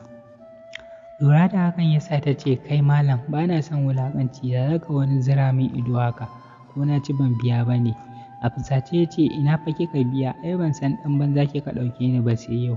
Cikin rashin fahimta da neman ƙarin haske ta ce ban gane me kake nufi ba, ban gane na ɗauke ka ɗan iska ba. Ya ce ƙwarai kin ɗauke ni ɗan iska, tunda har wani za ki ce na je na cire aljanu. Yo ni in cire aljanu ko kuma aljanu ya cire ni? Kwashewa da dariya Nafisa ta yi zuwa can kuma ta ɗan tsagaita da dariya haɗe da cewa ko Taɓare wallahi ban taɓa sanin kai mugun matsoraci ba ne sai yau. Ya ce a'a ba tsoro ba ne, ai gaskiya ne, duk iskanci na ba zan yi wa aljani iskanci ba. Kin san an ce aikin guguwa ta ɗaukara da karmami kawai ta gaba, amma ba ta shiga rumbu ta ɗauko don muna hatsi. Nafisa ta ce to kwantar da hankalinka, wannan kar ya dame ka, don ba na tunanin aljanun gaske ne. Ni a tunani na ma ƙage ne kawai suke, amma ba wani aljanu. Aliyu ko Taɓare ya ce au kina tunanin ba aljanun gaskiya ba ne? Nafisa ta ce ƙwarai kuwa ba aljanu ba ne, iskancinsu ne kawai irin na masu kuɗi. Shi ne wai suka ce akwai wata yarinya ƙarama ɗan gidan ita ce wai mai aljanu. Ko Taɓare ya ce to in dai haka ne na amince zan iya zuwa domin cire su. ta ce yauwa ko kai fa, to yanzu abin da za a yi shine ka shiga gida ka sako fararen kaya sababbi masu babbar riga da ƙaton carbi, sannan ka fito mu ga ko ka yi kama da malami, dan in baka yi kama da malami ba wallahi wani zan samu ya yi min wannan aiki. Gemu ya ja haɗe da cewa haba, ai in dai wannan ne in kika ganni in na sha manyan kaya ba za ki iya bambanta mu da limamin unguwarku ba. Yanzu bari in shiga in sako kayan sallah na. Cikin gida ya shiga ya sako shadda ce faraƙal har ɗauke ido take ya sha malin ga hula zanna, matsalar ɗaya baya da carbi. Nafisa na ganin shi ta ce komai ya yi, nan take ya gaya mata cewa ba shi da carbi. Nafisa ta ce ba komai, a je kasuwa a siya. Nan take suka nufi kasuwa ta siyo mai ƙaton carbi haɗe da wasu turaruka ya feshe jikinsa sai ƙanshi yake kamar sabon ango. Sun taho a hanya Nafisa ke tsara mishi yadda zai yi, take faɗa mai sun ce yarinya ce ƙarama mai aljanun, don haka abin da zai yi shine ya ce a saka su ɗaki ɗaya su kwana, idan ya ga asuba ta kusa kawai sai ya shaƙi yarinya, idan ta suma in ya so da asuba sai ya ce ya gama fitar da aljannun a sallame shi sai ya gudu. Fashewa ya da dariya ya ce ya fahimta. Bayan sun kammala duk shirin da suka nufi gidan, Nafisa ta fara shiga ta sanar musu gashi nan ya zo. Su mama Asiya suka ce to ta shigo da shi ciki. Makeken carbi ne a hannun shi yana ja, bakin shi na motsi, ka rantse da Allah ka ce tasbihi yake yi, alhalin shi kanshi bai san abin da yake karantawa ba, kawai motsa bakin nasa yake. Yana shiga falon ya kwashi kamshi, su mama Asiya suna ganin sa suka zube a kan kafet cikin ladabi da girmamawa. Nafisa a ladabce ta nuna mishi kujera ta ce ya zauna a kai. Da bismillah ya zauna, nan take su mama Asiya suka fara kwasar gaisuwa. Bayan ya gama gaisawa ya handala tukun ya daga kai yana karewa falon kallo sama da ƙasa yana jijjiga kai da alamu akwai magana. Cikin ladabi Nafisa ta ce malam me ke faruwa ne ko aljanin ne? Gyara murya ya tukun ya kalli mama Asiya yake cewa sun yi sakaci da har suka bari aljanu suka cika musu gida haka. Cikin hanzari ya nuna wani ɓangare a falo ya ce kun ga fatalwa can ma ta fito daga can ɗakin za ta gudu. Kun san fa aljanu ko fatalwu ba su yadda su haɗa wajen zama da ni in dai ba masu shegen taurin kai a cikinsu ba. Su mama Asiya kallon wajen da ya nuna suka yi goyon babu kowa, ba su ga komai a wajen ba. Zuwaira ta ce Allah shiga fatta malam, fatalwar da ta gudu yanzu mace ce ko namiji? Ali ya ce mace ce, ga ta can fara ce kuma ‘yar siririya. Sallallami suka kama yi gaba ɗaya. Nafisa ta tambaye su me suke wa sallallami.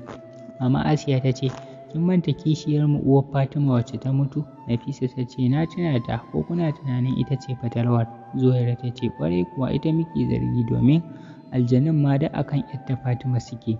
Ali ya ce ba mamaki ita ce, domin kuwa na yi mamakin ganin gadajen aljanu inda suke kwana ba adadi a tsakar gidan nan. Wannan ke tabbatar min da cewa aljanu da yawa ne ke rayuwa a cikin gidan nan naku. Asiya ta kalle shi a ɗaya cewa to yanzu malam me abin yi?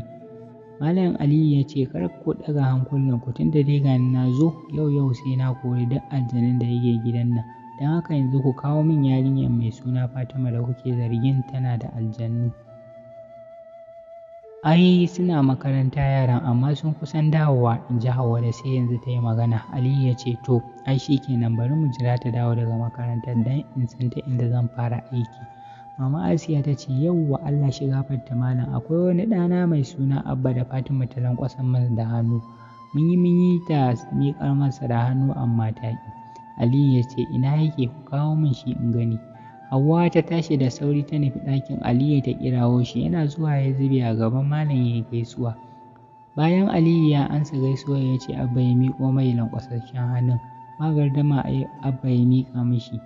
Malam Aliyu ya kama hannunsa ya ware ƙarfinsa ya sa hannaye biyu ya ja hannun da niyyar ya miƙar mai hannun da ƙarfi. Ihu Abba ya kwaɗa haɗe da cewa wayyo Allah zai karya min hannu. Malam na jin haka ya saurin saki mishi hannu. Ana cikin haka sai ga su Fatima da su Firdausi sun dawo daga Islamiyya.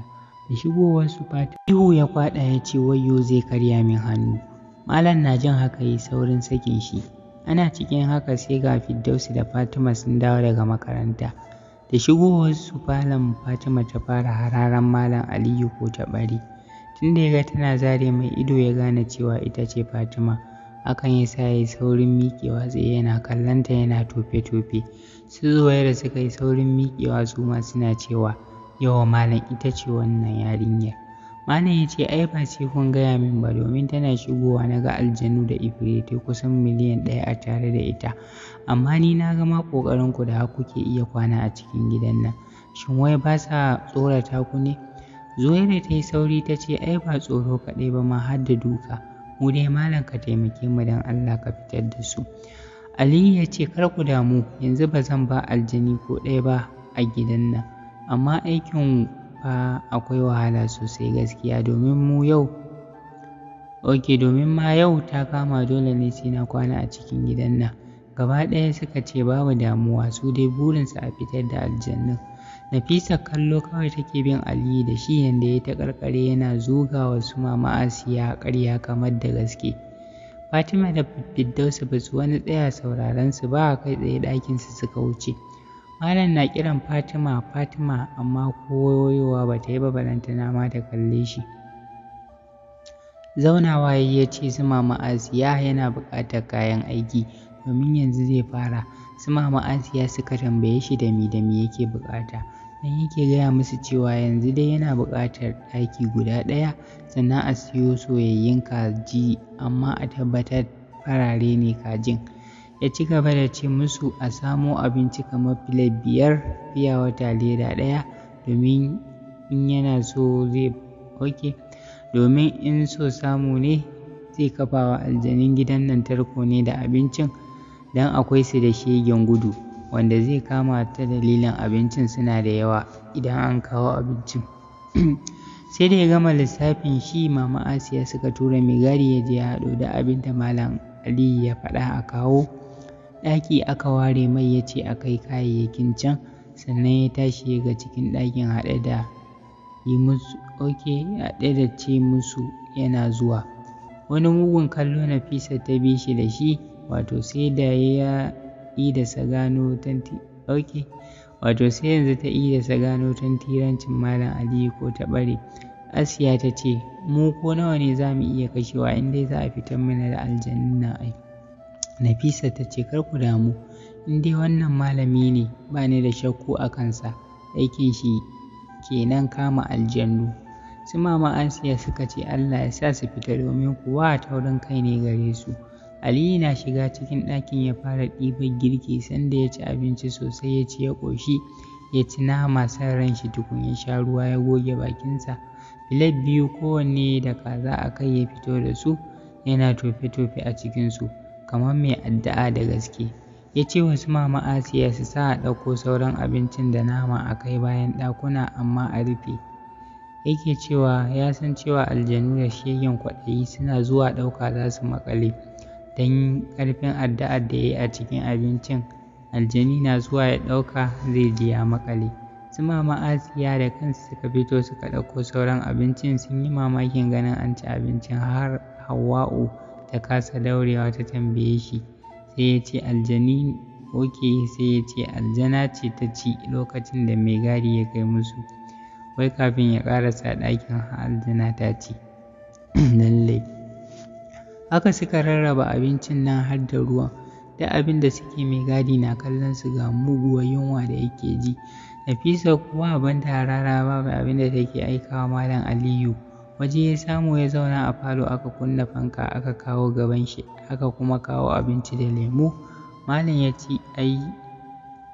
ce ai shi ya ƙoshi domin aljanu ke kawo mishi abinci duk lokacin da ya buƙata domin shi ya ƙoshi yanzu. Bai ci abinci ba sai Nafisa aka ba wa abincin ta cinye yana nan gidan har dare ya yi ita kuwa Nafisa sallama ta yi musu akan cewa gobe za ta dawo. Aliyu da ya ga isha'i ta yi sai ya fiki idan mutane ya zagaya bayan ɗaki wajen abincin nan. Yana zuwa ya ga da an ci abincin nan haka abincin ma da an ɓaɓɓata wajen. Daga can ya ga wani filet ɗin wanda ba a taɓa abincin ba sai da ya ce ƙoshi tukun ya goge bakin shi ya je ya ce wa su Mama Asiya su zo su gani. Suna zuwa kuwa suka ga da an ci abincin nan an rarrage wani wajen an fara ci an bar shi kuma da an zuzzubda a ƙasa ruwan ma da an faffasa an yi wasa da shi. tambayar suka ce wa ya ci abincin nan. Nan ya karkata hula ya fara zabga musu ƙarya ya ce wai aljanu ne suka ci. Addu'a da yi ne ya manta bai yi bismillah ba, shi ya sa wai aljanun da suka zo ci ba su maƙale a wajen ba. Su Asuman na jin haka suka ƙyalƙyale da dariya, su Mama Asiya suka tambaye su me suke wa dariya. Ba su ba da ansa ba suka ci gaba da dariya, hakan ya sa Zuwaira ta jawo shi ta kore su da gudu suka koma falo suna dariya. Nasima take cewa Azuma ita gaskiya ba ta yarda da mutumin nan ba, wai tana zargin ko ba malamin gaskiya ba ne. Asima kan cewa ta yi auki ashe zargi ma kike. Ina gani fa gashi ƙiri-ƙiri ya maka ƙarya wai ya ce aljanu suka ci abincin bayan kuma mu muka ci. Lallai. Nasima ta ƙyalƙyale da dariya ta ce wataƙila mu ne aljanun ai. Asima ta ce yanzu mu rufa mishi asiri ne ko kuwa. Nasima ta ce ƙyale shi mu ga iya gudun ruwan shi tukun. Ba dai ya ce zai cire aljanun Fatima ba yau. Dariya Azuma ta yi haɗe da cewa ai kuwa dai mu rufa mai asiri zuwa gobe mu gani. A can kuwa su Mama Asiya suka ce wa Malam ya yake ganin za a yi, ya ce musu ya san yadda zai yi, wai in ya kama aljanun Fatima za su kawo mai sauran aljanun. Falo suka dawo aka kawo mishi abinci nan ma ya ce shi ya ƙoshi, wai aljana ta kawo mishi abinci ya ci. Fatima ya sa aka kawo mai gaban shi, nan ya tuttufe ta da miyau. Kallon shi kawai take tana hararen shi ba tare da ta yi masa magana ba. Da abin ya ba shi haushi sai ya fara kashe ta da mari yana cewa ta yi magana. Su Mama Asiya suke cewa wai me yasa yake dukanta haka, sai ya ce musu ba ita yake duka ba, aljanunta yake duka. Wai daman ya san sai sun yi mishi gardama shi yasa ya fara dukansu. Ne ta jibgar Fatima amma ta ƙi cewa ko uffan. Wajejen ƙarfe 10 na dare Ali ya ce a kai Fatima ɗakin domin a can zai yi aiki, kuma ya ce a daren duk taurin kan aljanun Fatima sai sun fita. Ɗaki aka kai Fatima ya shiga ya kulle bayan ya ce wa kowa ya shiga ɗaki ya rufe. Bayan ya musu gargaɗin kar wanda ya fito ko da fitsari ne, gado ya ɗale abin shi ya kalli Fatima da getse tana zare mai idanu ya ce mata in kin ga dama ki zauna ko ki kwanta a tsaye ni ba ruwana. In kin ga dama ki zauna ko ki kwana a tsaye ni ba ruwana. Bacci yake abin shi har da munshari. To fa mai cire aljanun kenan. Can cikin bacci ya yi mafarkin wasu mugayen halittu masu ban tsoro ga su da girma suka tsorata shi suna firgita shi. Daga ƙarshe suka kai shi wajen wata yarinya da babu kai a jikinta sai iya gangar jikin yarinya, hannu ta riƙe da wuƙa, hannunta riƙe da wuƙa. Ko da ya ga haka sai tsoro ya ƙara kama shi. Wannan halittun suka kai shi gabanta ba ta jira komai ba ta ɗaga takobin nan ta caka mishi a cikin ciki. Da cakawa ya farka daga baccin da yake firgigit. Ya tashi da ihu maimakon ya yi addu'a. Fatima ya gani a tsaye yanda ya bar ta lokacin da zai kwanta a tsaye take har lokacin ba ta kwanta ba. Kasancewar ɗakin da haske da ke akwai nefa ya kalli agogon da ke maƙale a bangon ɗakin ya ga ƙarfe 2 na dare.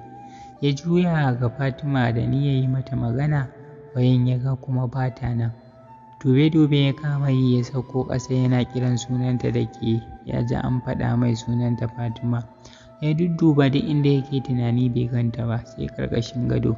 Yana liƙawa da nufin ya ga ko tana nan ya ji an riƙe mishi kai. Ihu ya fara yi yana neman agaji yana jan kanshi da aka riƙe. Ya yi iya ƙoƙarinsa domin ya ƙwace amma ya gaza. Sai da ya sha baƙar wahala tukun ya ji an sakar mishi kanshi. Da sauri ya tashi ya koma kan gado ya lulluɓe da bargo yana lumfashi ɗaya-ɗaya. Ɗif ya ga wutar ɗakin ta ɗauke. Nan take kuma ya ji ɗakin ya gauraye da wata iriyar dariya wacce kunnuwanka ba za su iya sanar da kai ta inda dariyar take fitowa ba. Domin in ka ji dariyar sai ka ce gaba ɗaya ma ɗakin ne da kanshi yake yin dariya. Ga dariyar babu daɗin saurare. Aliyu ya sa hannuwansa ya toshe kunnuwansa haɗe da ƙarar duƙunƙunewa a cikin bargo. Ya ji an kama ƙafar shi an ja shi ƙasa cikin duhu. Ya miƙe tsaye yana lalube.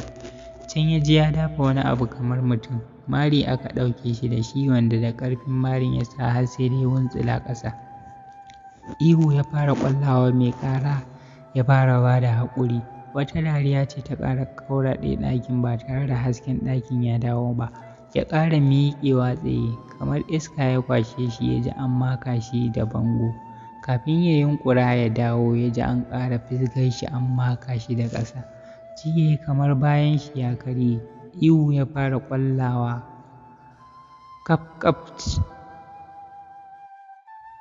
Ihu ya fara ƙwallawa ba ƙaƙƙabtawa. Su Zuwaira suna ɗakunan su sai da ƙaran ihun ya tashe su. Su kuwa ba su kawo a ransu cewa malam ne ke ihu ba. Su wai a zatonsu aljanu ne, hakan ya sa suke ƙara duƙunƙunewa a cikin bargo saboda tsoron da suke na aljannu. Haka Fatima ta ci gaba da tsorata Malam Aliyu tana ba shi wahala kafin safe sai da ta sumar da shi. Har wajejen ƙarfe 7 su Mama Asiya ba su ga Malam ya fito ba, balle su ji ya aka yi. Nan wasu ke cewa a je a buɗe a gani, wasu kuwa suke cewa a bar shi wataƙila aikin ne bai gama ba. Suna zazzaune a falo bayan sun karya sai ganin su kai Fatima ta fito daga ɗakin ranta a ɓace, fuska ba walwala. Ba ta yi kowa magana ba, haka kuma ba wanda ya mata magana. Ta je ta shiga ɗakin su. Ba jimawa kaɗan kuma sai suka ga ta fito. Tana zuwa ta maƙure wuyan Mama Asiya da ƙarfi ba tare da ta ce mata komai ba. Mama Asiya ta yi iya ƙoƙarinta domin ta ƙwace amma ta kasa kuɓucewa. Sai da ta nemi agaji tukun da ƙyar sauran jama'a suka ƙwace ta daga hannun Fatima. Ana ƙanƙare ta daga nan ta sake shaƙan wuyan Hauwa'u, nan ma da ƙyar aka ƙwace Hauwa'u. Nan fa ta shiga layi, daga an raba ta da wannan sai ta maƙale wa wannan. Kuma shaƙar da take musu ba shaƙa ta wasa ba ce, domin in ta shaƙe mutum sai ya ji kamar zai mutu. Dan ji za ka yi kamar wani riƙaƙƙen gardi ne ya shaƙe ka, kuma kafin a ƙwace ka ka jijjigi. Da gudu su na sama suka fita waje aka nemo mutane aka ɗaure Fatima da ƙyar, domin su kansu masu ɗaurewan sai da suka ji jiki.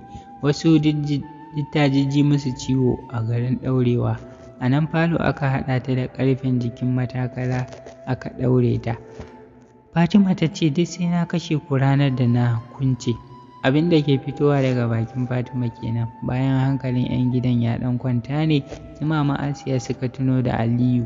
Da sauri suka nufi ɗakin kwance suka tayar da shi har lokacin a sume yake. Aka kawo ruwa aka yayyafa mishi a firgice ya tashi yana rarraba ido. Yana miƙewa ya zabga a guje kamar wani sabon mahaukaci. Ana kiran shi ko waigowa bai yi ba. Da isa falo ya ga Fatima a ɗaure tana hararsa, sai ya ƙara ƙaimi wajen gudu. Asmar da Nasmar dariya kawai suka bin shi da shi. Zuwaira ce ta raka musu Asmar tsawa, nan take tambayar su meye na dariya. Nan suke gaya wa mutane cewa daga gani Malam Aliyu malamin ƙarya ne. Nan suke faɗa musu cewa su suka ci abincin nan na bayan ɗaki, shine Aliyu yake cewa wai aljanu ne suka ci. Sallan Lamisa Asiya suka kwasa. Zuwaira ke cewa in kuwa haka ne sai sun yi maganin Nafisa. Asiya ta ce ai ba wata zuwa za mu yi ta biya mu duk kuɗin da muka kashe wajen ɗauko Aliyu. Zuwa suka same ta da masifa, da ƙyar suka kankaro 3,000 a wurinta. Haka Fatima ta kasance a gun a ɗaure, abinci ma ana ta suke yi.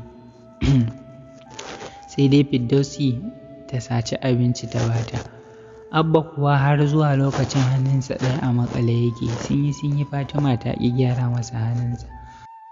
Su Mama Asiya da a tsorace suke, don kullum fargaba suke kar Fatima ta kunce, don suna shan barazana da kashedi a gurinta, domin cewa take in dai aka kunce ta sai ta kashe Mama Asiya da Zuwaira da Hauwa. Hakan ya sa ma suka gaggauta kiran Alhaji suka faɗa masa, amma sai cewa ya sharri suke mata. Hankalin shi bai tashi ba, ya ji ya matse ya dawo gida, sai da ya ji sun ce sun ɗaure Fatima. A lokacin ne ya ji ba abin da yake so sai gida. Yau take Juma'a, rana da Alhaji zai dawo. Tun da safe aka fara shirye-shirye aka gyara gidan tsaf. Safiyanu da matar shi da yaransa 3 suka zo. Haka ma Yusuf shi ma da matarsa, kowa ya ci kwalliya. In banda Fatima da ke a ɗaure. Su Safiyanu da basu san me ke faruwa ba sai a lokacin suka tambaya Mama Asiya ta zauna ta shirya musu ƙarya da gaskiya. Abba murna yake sosai domin ya san in dai dadinsu ya zo dole Fatima ta miƙa masa da hannunsa. Tun a wajen 12 su Safiyanu suka tafi iyafar domin tarbo Alhaji, sai wajen ƙarfe 3 jirginsu ya ƙaraso. Suka rankato a mota suka taho gida. Ba abin da yake tambaya sai Fatima, haka da suka shigo gidan duk iyalan sun fito kowa cikin farin ciki. Shi kansa ya ji daɗi irin ta yadda aka mai a tafiyar 'yan watanni kamar ya je ya yi wata shekaru da dama. Abin da ya rage mai farin cikin shi shine kawai da bai ga Fatima ba. Aliyu da Abdul suka shiga jidar kayan da Alhaji ya kawo suna shigar da shi cikin falo. Alhaji na shiga falo suka yi ido huɗu da Fatima da ke a ɗaure jikin ƙarfe. Ta fashe da kuka haɗe da faɗin dadi ka ga yadda suka ɗaure ni ko? Hankalin shi a tashe ya nufe ta, tausayi ya kama shi kamar ya fashe da kuka. Nan take ya ji wani irin haushin su Mama Asiya. Kunce ta ya je ya fara yi. Mama Asiya Zuwaira da Hauwa hankalinsu ya matuƙar tashi ganin abin da Alhajin ke shirin yi. Asiya da sauri ta nufe shi tana haɗa shi da Allah kar ya kunce Fatima. Tsawa ya daka mata haɗe da cewa mutanen banza marar tausayi, wato abin naku har ya kai ku ɗaure ɗan adam. Ko don kun ga uwarta ta mutu shi yasa kuke mata haka ko? Zuwaira da Hauwa su ma magiya suke bin shi da shi akan ya haƙura kar ya kunce Fatima ya saurare su, amma ya ƙi. Yana kunce Fatima ya warware mata igiyar da ke jikinta. Nan take suka rungume juna. Alhaji Salim ɗabar tausayi sai da ya zubar mata da hawaye. Safaratu na ganin an kunce Fatima sai ta koma jikinta. Lokaci ɗaya Alhaji ya ji Fatima ta zabura ta ƙwace jikinta daga jikin shi kamar wacce aka tsunkula. Nan take idanuwanta suka yi jajawur kamar wacce ta kwana tana kuka. Da gudu ta nufi kicin kamar wata mahaukaciya, bata jima ba aka ga ta fito hannunta riƙe da wuƙa. Da gudu ta nufi su Asiya, suna ganin haka su kai waje da gudu. Fatima ta bi su. Alhaji da Sufyan da Yusuf da sauran matasa da gudu aka bi su. Sai da ƙyar aka samu aka riƙe Fatima. Su Mama Asiya kama har sun kusa fita daga layin da gudu. Sai da suka ga lallai an riƙe Fatima an ƙwace wuƙar da ke hannunta tukun suka juyo. Kusan ƙatti 5 ne ke riƙe da Fatima amma sai juya su take kamar wanda suke riƙe da giwa. Hankalin Alhaji a tashe ya sa aka nemo masu riƙiya. Bai wani ɓata lokaci ba, malamin mai suna Bashir Halilu Tarbiyya ya ƙaraso. Yana shiga ya tarar da sai fama ake da Fatima ana rirriƙe ta. Kai tsaye ya nufi gurinta ya fara tofa mata wasu addu'o'i ya ce su sake ta. Ba tare da gardama ba suka sake ta. Sun yi mamaki ganin ta tsaya cik ta natsu. Lokacin su Mama Asiya suka shigo. Kukan kura ta yi ta warci wuƙa ta nufi wajensu. Da nufin za ta yayyanka su Mama Asiya. Su Mama Asiya da gudu suka koma. Malam ya yi carab da Fatima nan take ya fara tofa mata wasu addu'o'i. Shiru tai tana kallon mutane. Malam ya mata karatu cikin kunne na hagu tukun ya dafa ƙirjinta ya ci gaba da karanta ayoyin ruƙiyya. Ji suka yi an ce dakata malam, ni ba azzalima ba ce. Cikin ɓacin rai malam ya ce ke kuwa ke ce azzalima tun daga shi kin shiga jikin 'yar ƙaramar yarinya kuma kina yunƙurin kashe wasu. Aljanna ta ce ƙwarai na shiga jikin yarinya kuma hakan kariya ne daga waɗancan azzaluman matan uban nata, domin in ban kashe su ba su za su iya kashe ta. Tsuru aka zira wa Fatima ido da bakinta ne kawai ke motsi amma ba ita ke maganar ba. Alhaji har jikinsa har rawa yake domin sosai yake son Fatima. Nan malam ya sa aka kira wasu Asiya a tsorace suka zo suka zauna. Suna baya-baya da Fatima wacce sai harararsu take kamar idanuwanta za su faɗo. Malam ya ce wa Safaratu me su Asiya ɗin suke wa Fatima na zalunci. Bata ɓoye komai ba dai ta kwashe abubuwan da su Mama Asiya da 'ya'yanta suke wa Fatima ta faɗa. Malam ya juya gare su ya tambaye su haka ne? Jiki a sanye suka amsa da cewa da abin da ta faɗa gaskiya ne. Alhaji a zuciye ya nufi Asiya da niyyar ya dake ta yana faɗin, amma Asiya kin cika matuciya maciya amana. Amanan ma ta marainiya kuma yarinya. Ba dan malam ya dakatar da shi ba da tun agun sai ya ji mata ciwo. Nan malam ya kwantar mishi da hankali ya koma ga Safuratu yake tambayar ta yaya aka yi ta zo gidan har take taimakawa Fatima. Bata ɓoye masa komai ba, ta shaida masa cewa wannan aikin ta ne, ta daɗe tana irin taimakon nan da sasanta matsalolin ma'aurata. Gaba ɗaya falon sun yi mamaki. Malam yake tambaya shin akwai irin ta ne da dama a cikin aljanu? Ta ce ita dai bata sani ba, amma ta san cewa ba duka aka zama ɗaya ba. Malam ya tambaye ta akan me yasa take irin wannan taimako. Ta ce dogon labari ne, amma dai bari in ba ku shi a gayarce yanda kuma za ku fahimta. Uwata da ubana mutanen kirki ne a cikinmu aljannu. Tun kafin a haife ni a ƙasarsu wani babba daga cikin aljannu shine abin bautarsu. Wata rana sai Sani aljani wanda shi ya kasance musulmi ne ya je garinsu bisa ɓatan hanya. Da ya je ƙasar kuma mahaifina ne mutum na farko da suka fara haɗuwa da shi, kuma shi ya sauke shi a gidan shi. Ko da lokacin sallah ya tashi ya yi sallah sai suna kallon shi ba tare da sun san me yake aikatawa ba. Bayan ya gama sallar sai ya ga sun tsira mishi ido ba su tashi suka yi sallah ba. Da ya tambaye shi sai suka ce ba su san ma me yake yi ba. Sai suka faɗa mai su a nan garin shugabansu suke bautawa. Natsuwa ya yi shi kuma ya musu bayanin musulunci sosai, kuma suka fahimta suka gane cewa musulunci shine gaskiya. A kwana a tashi iyayena da wannan baƙon aljanin suka ta zagaye gari suna shaidawa mutane addinin da suke yi ba na gaskiya ba ne, musulunci shine addinin gaskiya. Suna amfani da hujjoji ƙwarara. Wannan ya sa aljanu da dama suka aminta suka karɓi musulunci. Ana haka har magana ta kai ga wannan shugaban aljanu nasu wanda suke bautawa. Nan take ya ba da umarnin duk wanda aka kama a kashe shi, daga iyayen nawa har wanda suka karɓi musulunci. An kama wasu an kashe su, wasu kuma sun tsira. Cikin waɗanda aka kashe har da mahaifina, mahaifiyata da wannan baƙon aljanin da ƙyar suka sha a ranar suka bar ƙasar. Suna fitowa daga ƙasar mu aka ci sa'a ya gano hanyar ƙasarsu suka nufi can shi da mahaifiyata.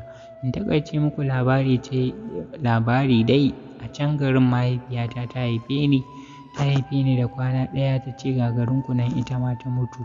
A hannun matar wannan aljanin na taso. Labarin irin wahalar da na sha a gunta da 'ya'yanta suna da tsayi.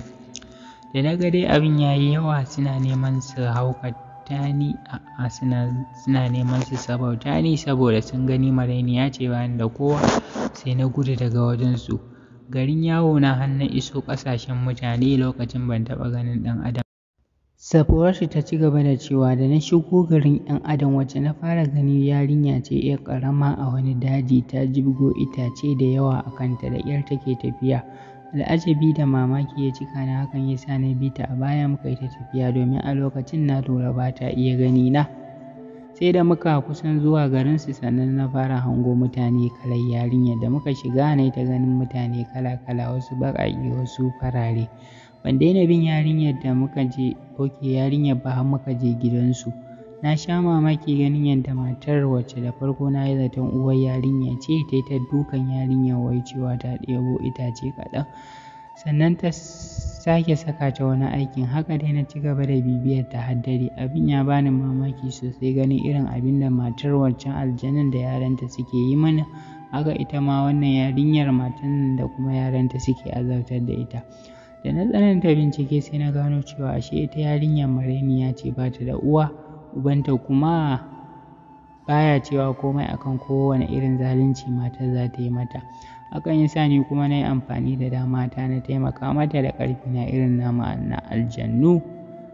Na ringa rama wa yarinyar da abin da aka mata, don dole suka shafa mata lafiya. Daga ƙarshe na bayyana a gabansu na tsorata su, na yi musu kashedi kar su ƙara cutar yarinya, kuma na yi musu ƙwaƙƙwarar kashedi. Sai da na tabbatar sun daina yi mata da abin da suke mata sannan na raba da su. Da na yi gaba a gari na gaba nan ma na sake samun wata marainiya. Haka dai na ci gaba da taimako. Zuwa yanzu ban san adadin yarinya ko kuma matan da na gyara wa rayuwa ba daga azzaluman mutane, kuma ni ba na kisa sai dai in wahalar.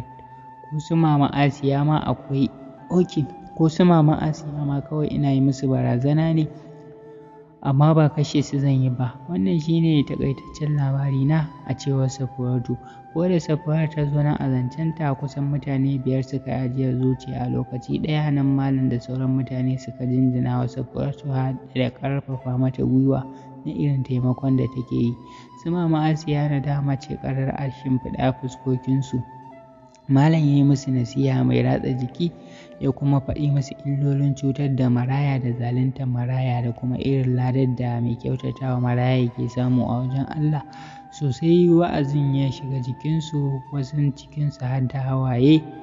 Nan suka ɗauki alƙawarin cewa ba za su ƙara musguna wa Fatima ba, suka kuma nemi gafara a wurin Safaratu. Safaratu kuwa ta ce ita ba ita suke wa laifi ba, Fatima ce. Ta ƙara da cewa kyautatawa Fatima da yi mata alheri shine zai tabbatar da cewa sun daina yi mata abin da suke mata, sannan sun tuba.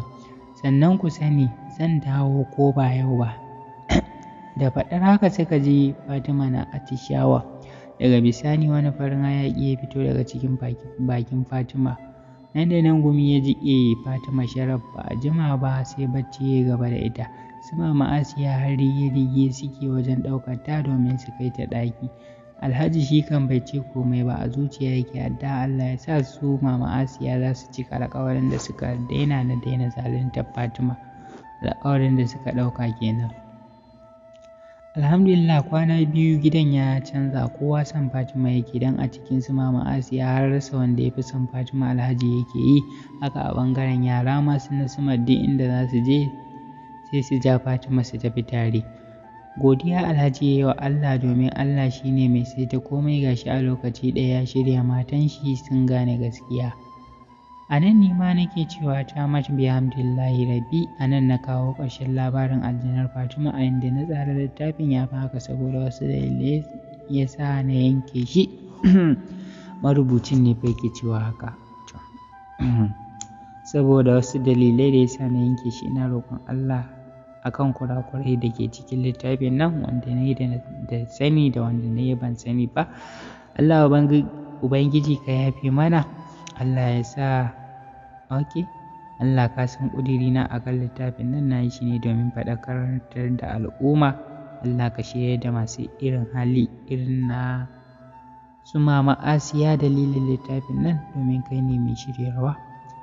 To fa a nan littafi da ya ƙare, ba sai na cika ku da sauran surutu ba. Ku ci gaba da subscribe na channel ɗin Mamaki TV da ke YouTube domin samun wasu labaran masu ƙayatarwa.